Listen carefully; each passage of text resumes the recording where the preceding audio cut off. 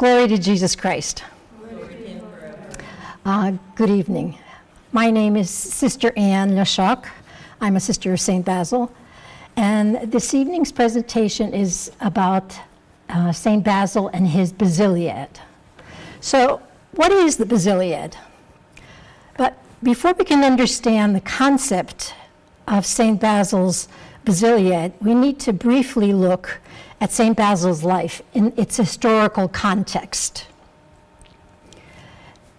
And in order to find out what really shaped his theology and philosophy, we need to examine the context of the world in which Basil was born and matured in the Christian faith, so that we can better understand his notion of philanthropy.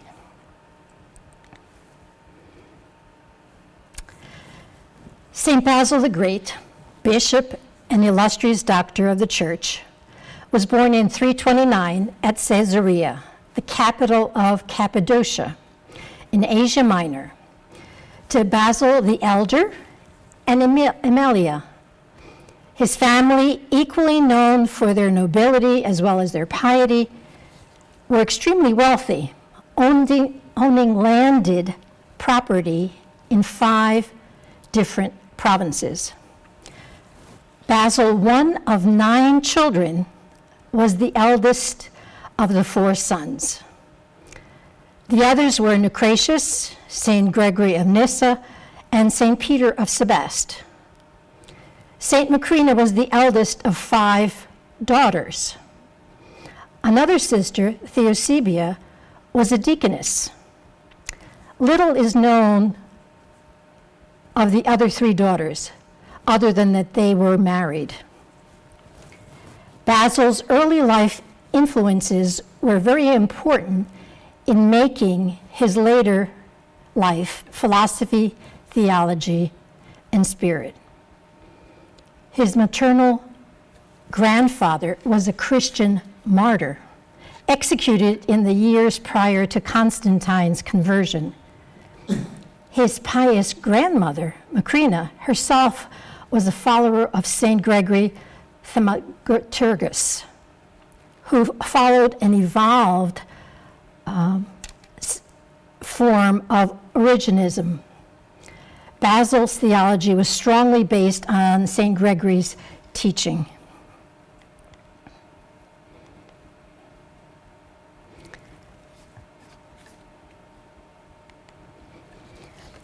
Now, besides a strong Christian upbringing in the scriptures, his father, a lawyer and a renowned rhetorician himself, ensured that Basil was educated in the best schools. First in Caesarea, then in Constantinople and Athens, where he received a liberal education studying the classics, astronomy, geometry, mathematics, and medicine. Basil was extolled for his brilliancy of mind and seriousness of character. It was in Athens that he forged an inseparable friendship with Gregory of Nazianzus, who said that they felt the relationship as 2 bodies with 1 soul. In fact, I found a parallel between our Metropolitan Sheptytsky and our Bishop Soter Urtinsky. They studied together also and became friends. But Basil, returning home from Athens, he taught rhetoric in Caesarea, where he was distinguished as a teacher. But the brilliant success of Basil, first as a student and then as a professor, left him a little puffed up with vainglory at his accomplishment and popularity. It really was his sister Macrina who exhorted him back to his family's ascetical practices of his early childhood. And when his brother Nuncius died, Basil was distraught, thunderstruck. Nuncius was a highly gifted man, handsome, strong, agile, intelligent, and touched by God with God's spiritual grace. He died in a hunting accident. In his own words, Basil tells of his own conversion, or metanoia.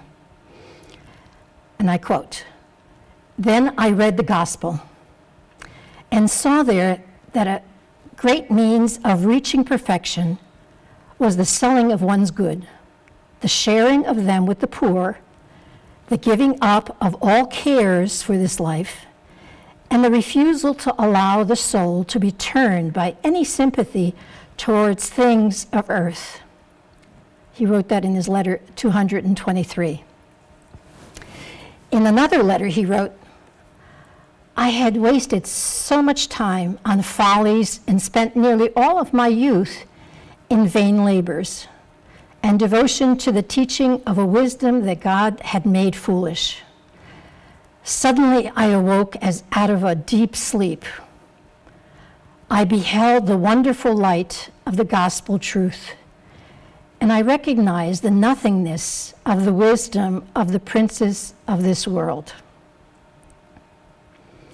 So, following Macrina's example and that of his mother, Amalia, and desiring a life of asceticism, he visited the monasteries of Egypt, Palestine, Syria, and Mesopotamia to observe the various forms of religious life. Although initially attracted to a life of solitude, he soon realized that the solitary life had its dangers. And he wrote, I quote, "For having no one to test his work, a person will think he has reached perfection in the commandments." That's from the Long Rules, number 7. This realization led him to seek an ascetic life, living in community with like-minded individuals rather than a life without witnesses. Now, another profound influence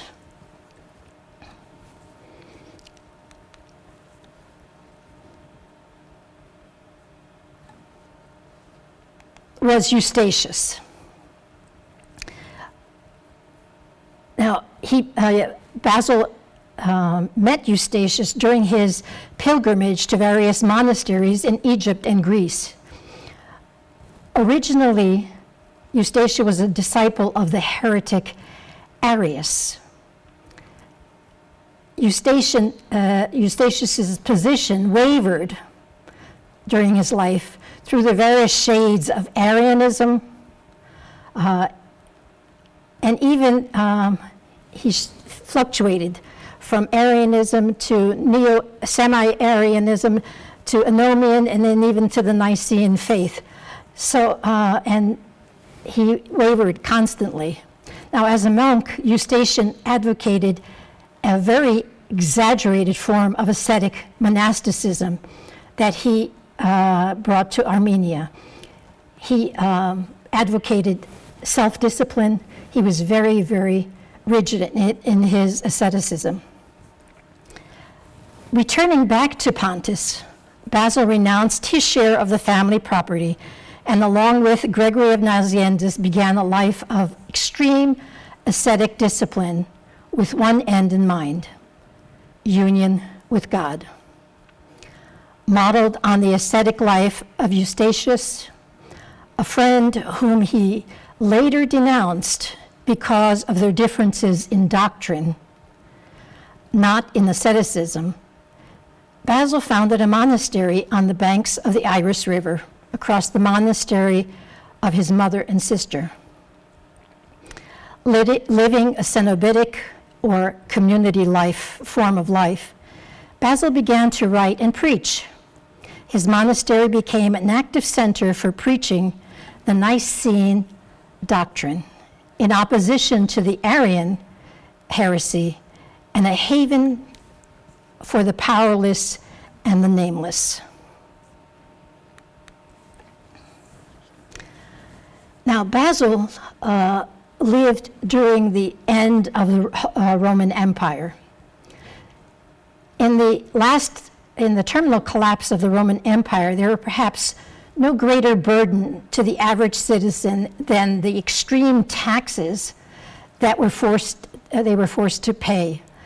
The tax reforms of the Emperor Diocletian in the 3rd century was so rigid and unwavering that many people were driven to starvation and bankruptcy.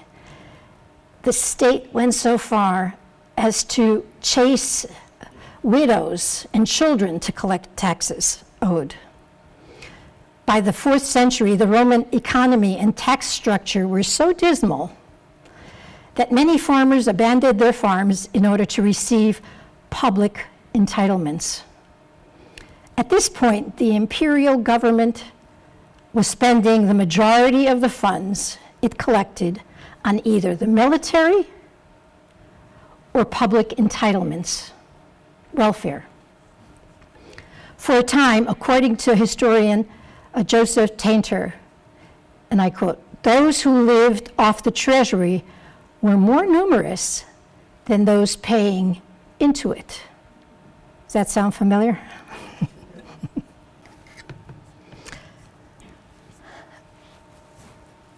With the coming to power of the Emperor Valens, who was a resolute adherent of Arianism, a time of troubles began for orthodoxy, for the Nicene Creed followers, and the beginning of a great struggle between the Arians and the Orthodox Nicaeans. St. Basil returned to Caesarea at the request of his bishop, Eusebius, and in the words of Gregory the theologian, he was for Bishop Eusebius a good advisor, a righteous representative, an expounder of the Word of God, a staff for the aged, a faithful support in internal matters, and an activist in external matters.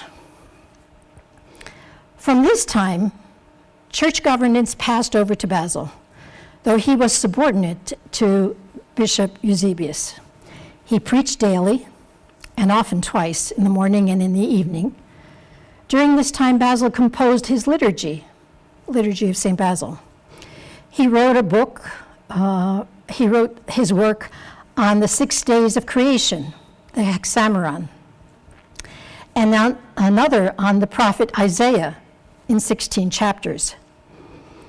Yet another on the Psalms, and also a second compilation of monastic rules.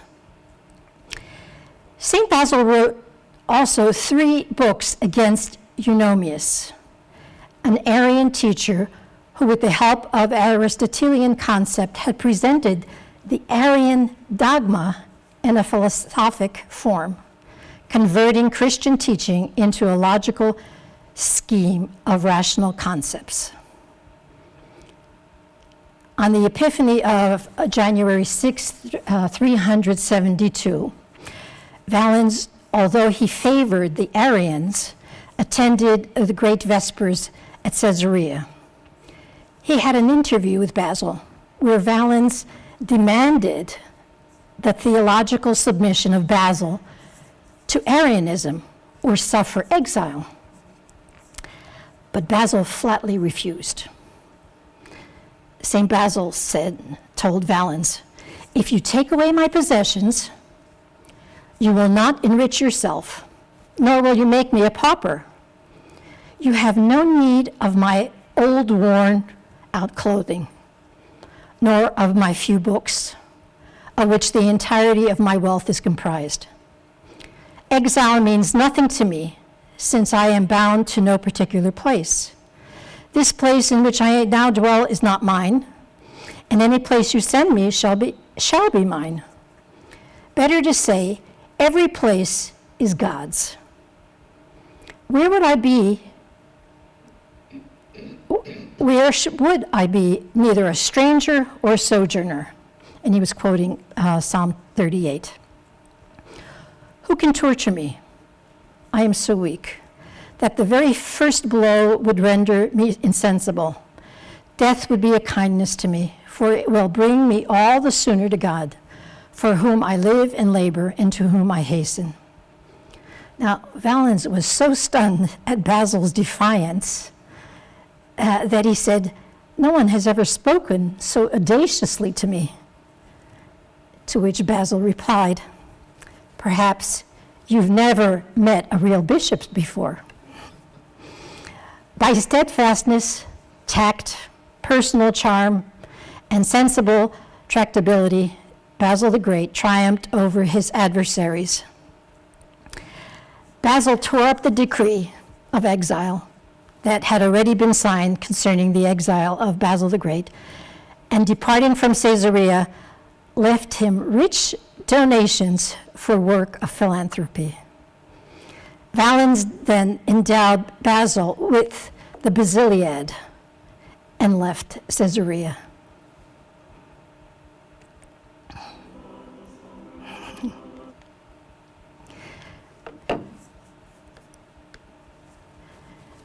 Deeply affected by the disparity between the rich and poor, Basil desired to build a new order, a new society that was reflective of the early Christian community. With a holy fire burning within, combined with his keen intellect, Basil moved into action with the innovative idea of a basiliad, a place outside the city walls that had a formal soup kitchen, hospital, homeless shelter, hospice, poorhouse, orphanage, reform center for thieves, women's center for those leaving prostitution, a school, and many other ministries. All of these ministries were given freely to all who sought help, regardless of their religious affiliation. Basil himself would put on an apron and work in the soup kitchen. He would refuse to make any discrimination when it came to people who needed help, saying that, and I quote, "The digestive systems of the Jew and the Christian are indistinguishable." It's interesting to note that Basil wasn't the only one providing hospital and care for the poor. Eustachius of Sebaste built a poorhouse. The Manichaeans established hostels. It is more probable that the Arian controversy and the ecclesial turmoil, which led to political maneuvering, provided the catalyst for the development of the hospitals and other philanthropic agencies. The various Arian factions, the supporters of the Nicene Council, and scattered schismatic groups vied for control of congregations through these socially motivated activities. Something like what's going on now in Ukraine, with all the churches going in and trying to find followers through their social activities. Miller tells us that almost all scholars of Eastern monasticism agree that the moderate Arian, Eustachius, and his ascetic ideas helped to shape Basil's view of the ideal Christian life. Basil himself never claimed his hostels, his houses of hospitality, as an innovation of any kind. Miller says it is most probable that Basil used the Eustachian model, both because he believed that such institutions followed Christ's commands, and because he wanted to put the Orthodox faction in Asia Minor squarely behind popular charities, such as the poorhouses. Basil was a practical man who no doubt saw the political implications of the Arian charitable facilities. It was through his establishment of similar institutions that Basil worked on behalf of the Nicene Orthodoxy, thereby gaining a strong base of support, paving the way for the eventual triumph over the Arian heresy under Theodosius I. This should not be in any way diminish Basil's contribution, though. Basil, as a bishop, took his role seriously and had a deep devotion to providing care and protection to the less fortunate. Even prior to the establishment of the Basiliad, Basil was consciously present during the Great Famine in Caesarea. He personally organized the soup kitchen and distributed food to the poor during a famine following a drought.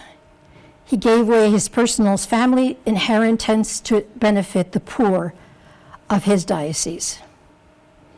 Now, St. Gregory, the theologian, his friend, speaking about the activity of Basil the Great during this period, points to the caring for the destitute and the taking in of strangers, the supervision of virgins, written and unwritten monastic rules for monks, the arrangement of prayers, the liturgy, and the felicitous arrangement of altars and other things.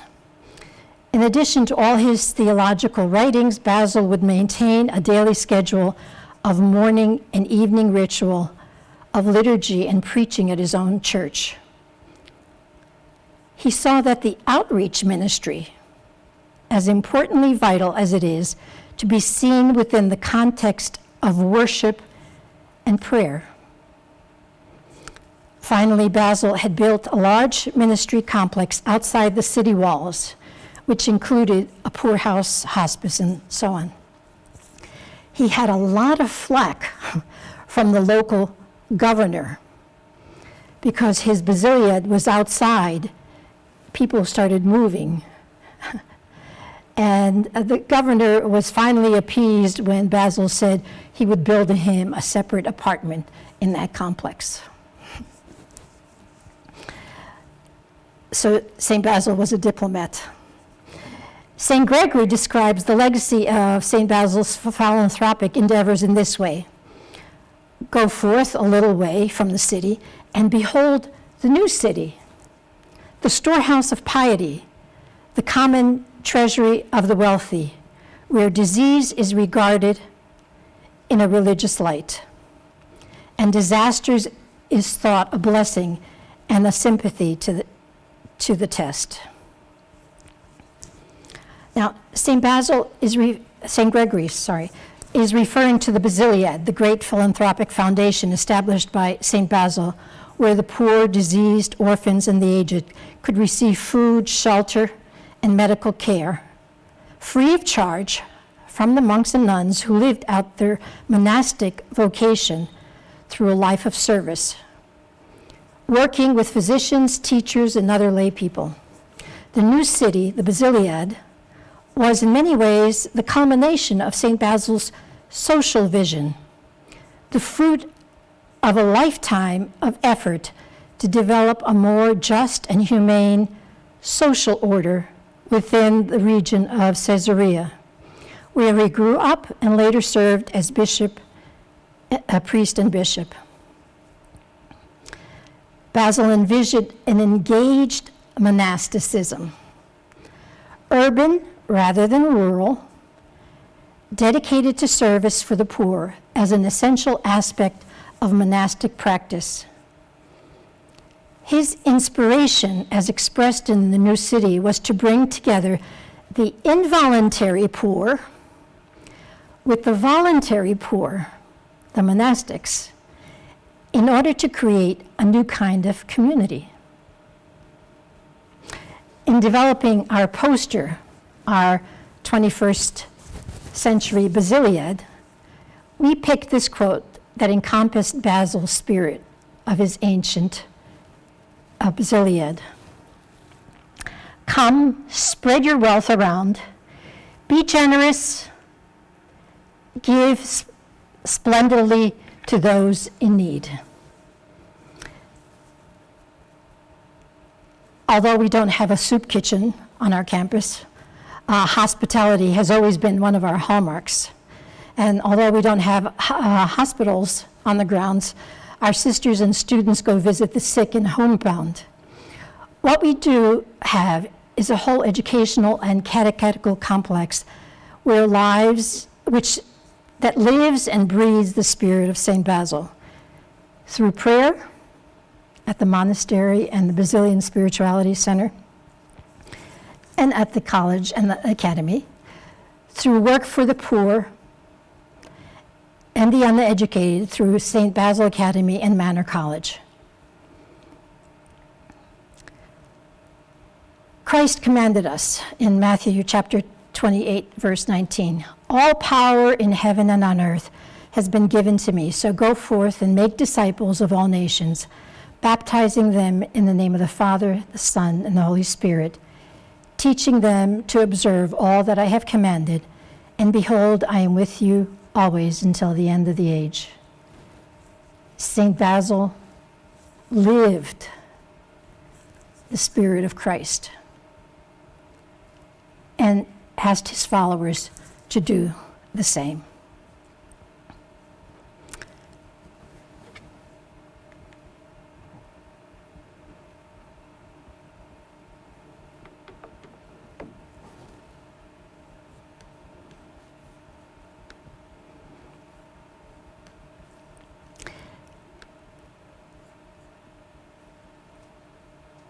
One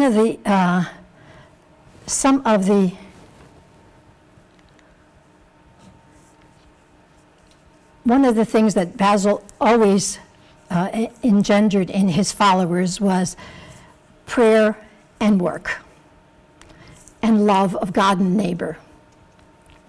And the sisters here in Philadelphia and throughout the world have always followed that. Basil said, "One who does not work does not eat." And we're known to die with our boots on. This is a little chart. You can't see everything, but those are the different contributions that the different institutions or our sponsored ministries are doing in for the poor and for the homebound and for the sick. And they continue to do that in the spirit of St. Basil. So St. Basil's greatest charism can be summed up in the two greatest commandments. Love God and love your neighbor as yourself. So with this, I thank you for your attention. And if you have any questions that I can answer, I would be happy to do so. Sister Theodosia. And you mentioned all of the institutions that comprise the Basiliad. The poorhouse, I'm not hostels, yes, okay. Schools, yes, hospital. All right, schools. I didn't hear the word schools. What did he do? How did he take care of educating the people? He had training programs, literally, for the poor, so that they can, the old Chinese proverb that says, if you want to feed a man for a day, give him a fish. If you want to feed him for life, teach him how to fish. So he set up different training programs with the different crafts of the time. I'm not sure, I'd have to look into Dr. Paul Fedwick's book exactly which trades he started. But he had tradesmen teaching the poor different skills so that the people can continue to earn their own livelihood. Okay, and Basil was not unique in setting up such complex poorhouses. Such a complex as the Basiliad. It seemed that even Arian Eustachius. Okay, plus Arian. Didn't you mention that Arian? Well, Arian was the heretic. I know he was, but he could have had these nice places for well, it was Eustachius that really Basil gives him the credit. And he followed his ascetical practices. But before he died, Basil because Eustachius had such a rigid monastic practice, they were very severe. Basil, at the end of his life, said, because he did practice the Eustachian ascetical life, he said, moderation. Do not follow these ascetical practices in extremes, because they hinder the body and are detrimental to continuing the ministry. So he was a proponent of moderation, balance. He said, don't use prayer as an excuse to get out of work, but also don't use work to get out of prayer. Everything in moderation. And Basil himself, he was sorry for how extreme was his ascetical life, that he wasn't able to continue. Yeah, because he died at an early age, if I'm not mistaken. 50 years old, 49. So.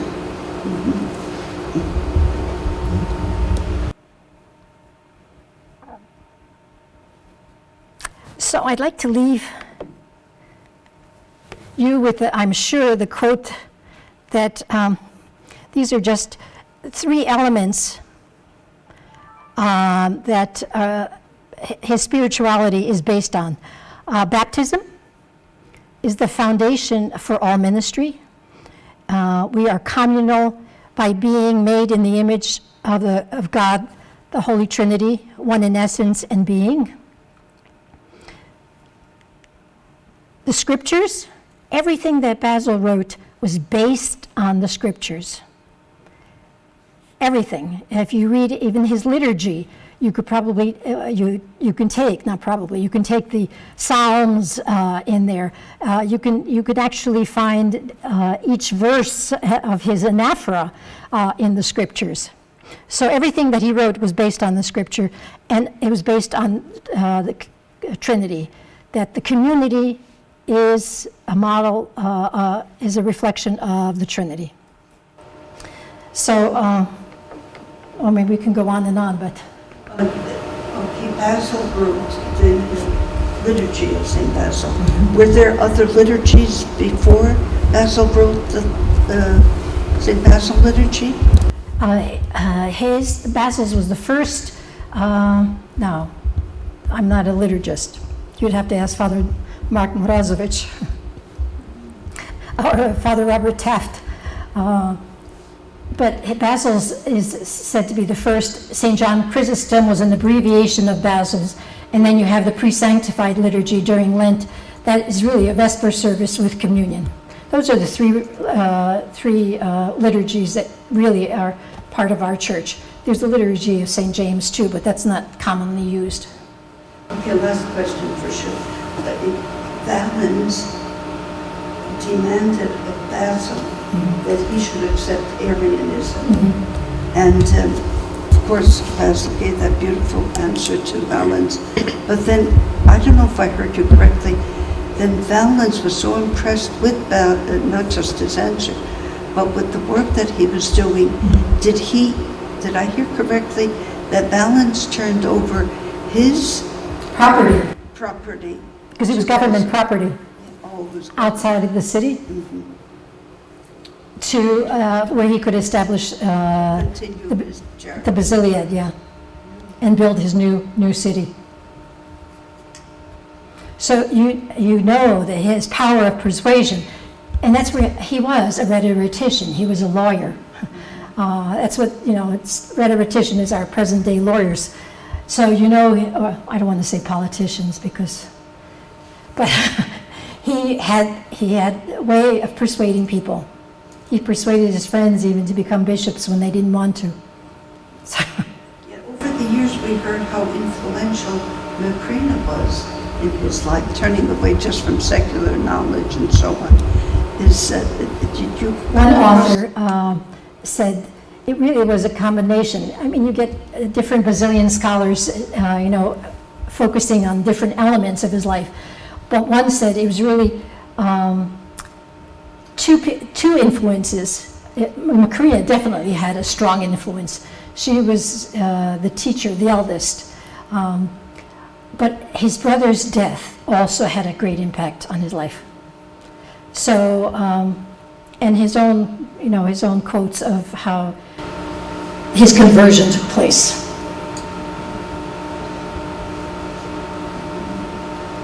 So, I thank you for coming, and I appreciate your attention. Glory to Jesus Christ.